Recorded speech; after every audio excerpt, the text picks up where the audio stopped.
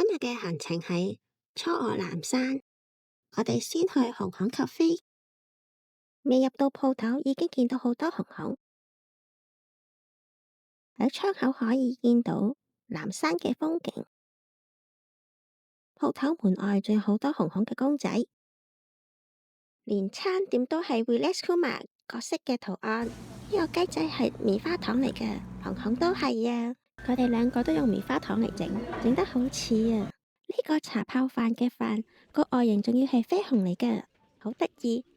唔知外形好得意，仲好好食嘅添啊！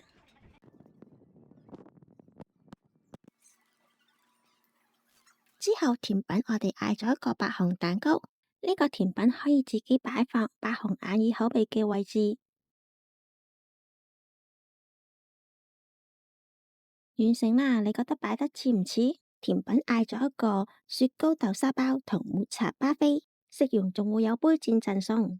餐廳門口仲有好多唔同嘅紅紅公仔同埋裝飾。食飽我哋就繼續出發啦。之後我哋就去竹林嗰度行，沿住藍山竹林小徑一直行，邊行我哋邊影相。呢條小徑兩排都有無數嘅竹，你聽下竹林嘅聲音。行完竹林之後，我哋就坐巴士返去咯。俾你睇下沿路嘅景色。